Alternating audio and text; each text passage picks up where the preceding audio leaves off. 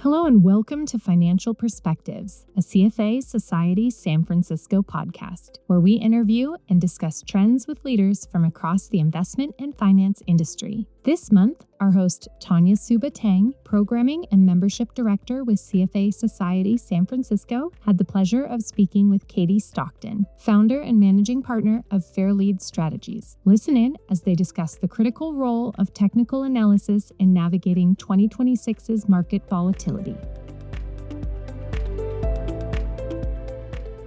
Good morning, Katie. It's so great to have you on our podcast. It's great to be with you. So, Katie, I'm really thrilled that you can join me today because I don't think we've covered this topic yet in our podcast in the 6 seasons that we've had. And as the founder and managing partner for Fairlead Strategies, you use technical analysis for your research and in your investment. So I know a lot of people are probably very curious about this. And, I have to kind of ask you, and you're the perfect person to do it. Jumping right into the questions, what are you seeing with the sector rotation so far this year? And can you discuss how the seasoned investment professionals utilizing technical analysis should interpret these shifts? Of course, yeah. And thanks for that intro. I do feel like technical analysis is almost coming into focus more this year than last year because we have a shift underway. And that shift always makes people a little bit nervous or unsettled in regards to the market posturing, and therein drives some demand for technical analysis, which helps people navigate the volatility that we have already seen year to date in 2026. Looking at the sector rotation in particular, it's been pretty wild. Not that many people seem to be talking about it, in that the energy sector within the S&P 500 is up nearly 20% year to date, whereas consumer discretionary, technology, those are in the red. So already that's a really big spread in terms of sector relative strength or performance. And I do think it's meaningful. I say that not just because of the magnitude of the spread, but because of the impact on the indicators that we use. So the energy sector, as an example, has broken out above some very long-term resistance.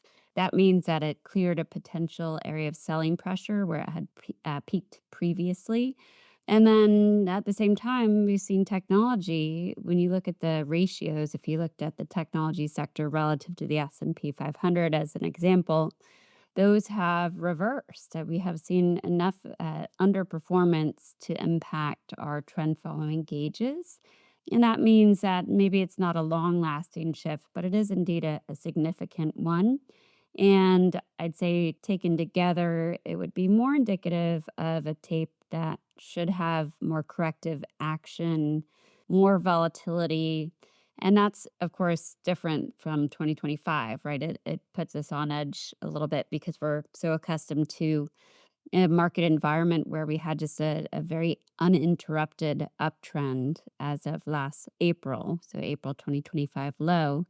I feel like the market really hasn't looked back. But since October, we have seen a loss of intermediate term momentum that now is certainly affecting price, and it's especially prevalent, as mentioned, on the sector level. So, there's been a lot of volatility lately. We know that. How are you navigating through these conditions? And are there any go to technical tools or strategies that you rely on? Yeah, of course. As technicians, we focus a lot on market sentiment. So, sentiment gauges are a big part of our process. We always give more weight at Fairlead to price action, though. So, we want to not only understand what the market sentiment backdrop is, but also how price is reacting. So, that can be super informational in our work. And there are a lot of ways to read market sentiment. There are investor polls, for one, but we feel the volatility index, or VIX, is one of the better gauges because it's a transactional gauge. And that gauge is used for the construction of something called the fear and greed index.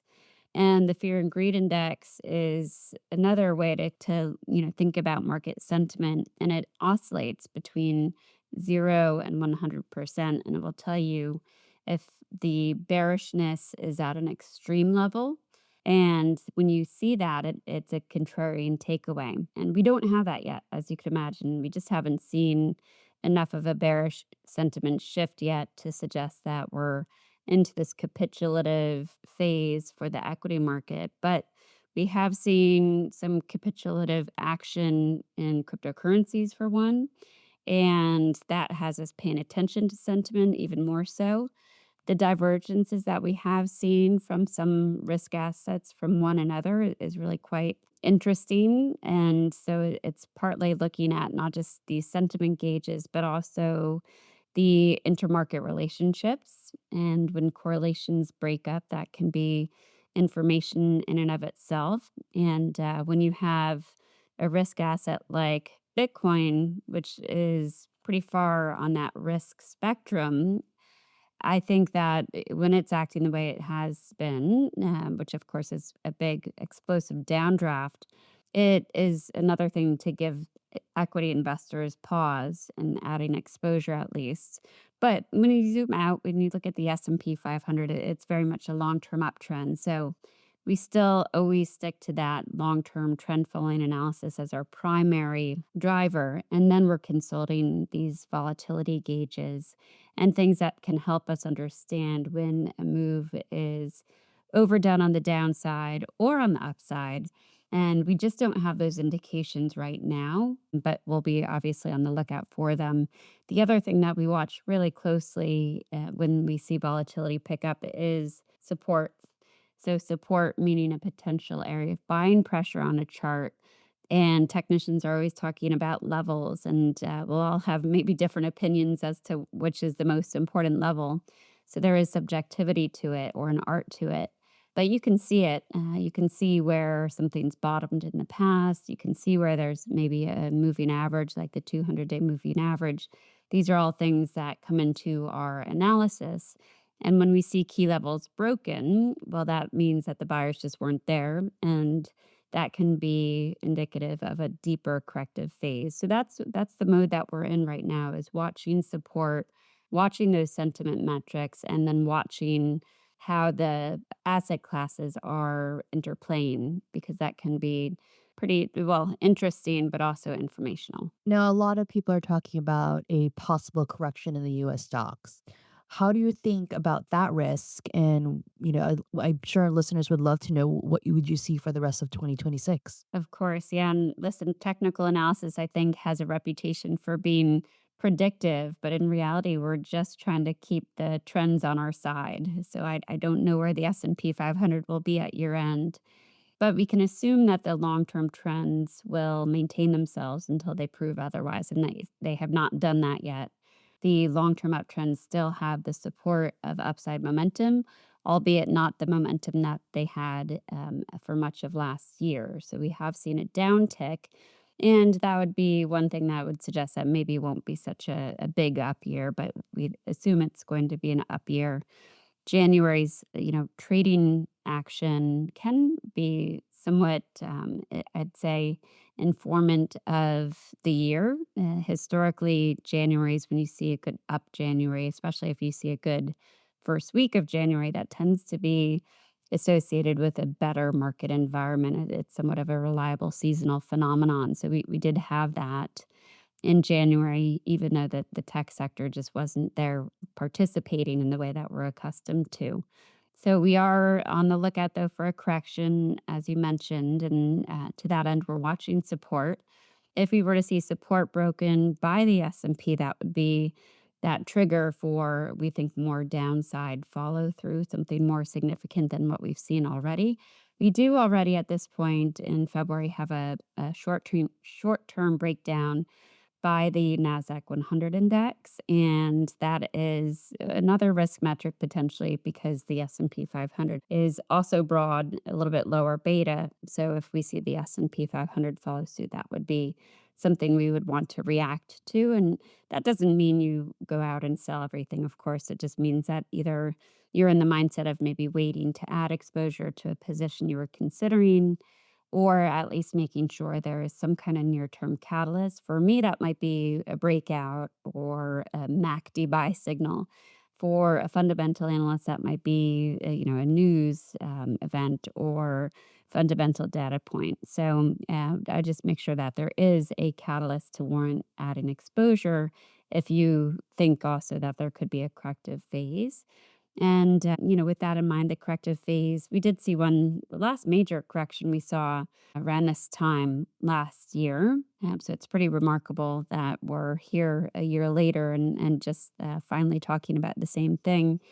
Hopefully, it won't be as dramatic as that. You don't really have any way to know what the downside will be, but we can adhere to the support levels. It's at least a gauge of downside risk. But what we look for when trying to understand if a corrective phase has matured is not a specific level necessarily. We can't say, okay, well, we're going to buy the market when the S&P hits whatever 6,400 or something, but rather we want to see a setup in the indicators, and the indicators are measuring price momentum. They're measuring overbought and oversold levels or conditions, and they're measuring also relative performance. All of those can inform whether a market low is underway. And so it's a combination of things that we're looking for. But the most important is support discovery, where you see something come down to a level and hold, right? And in holding, well, that means that momentum is improving. And you can usually see that in the indicators as well. So we think a more volatile year, still assuming it will be an up year because the market hasn't really told us otherwise, and perhaps, though, not as explosive of a year as we've been accustomed to lately. And also with the rotations that we've seen year to date, something that looks different in the composure on the stock level and on the sector level, because we had a very narrow tape in a way, narrow leadership, not necessarily narrow breadth. There was good participation, but the relative performance was very concentrated, especially in large cap technology, the mega cap complex. These, for now 3 years or so, have been the source of the primary gains in the equity market here in the US. So, in a way, I think investors will welcome an environment where fundamental analysis is rewarded, because I think we'll have a broader tape in terms of leadership, not just participation. Well, thank you so much, Katie, for all that wealth of knowledge. I'm sure our listeners are going to have to replay this over and over again to take every bit that you just shared. So thank you so much for sharing all your insights. I'm glad I could. I hope to see you again soon. Have a wonderful day. Same here, you too. Thank you to this month's guest, Katie Stockton, for joining us today to discuss technical analysis and managing risk in a shifting equity landscape. Join us next time for another Financial Perspectives episode airing on the last Tuesday of the month. Make sure to send in a message to the show by emailing podcast@cfa-sf.org. We'd love to hear what you thought of this episode or any suggestions on future topics you'd like for us to cover. Thank you for being a dedicated listener. This podcast is produced by CFA Society San Francisco, a not-for-profit professional association providing professional learning and career resources to over 13,000 investment industry professionals worldwide. To learn more about CFA Society San Francisco, visit our website at cfa-sf.org or connect with us on LinkedIn.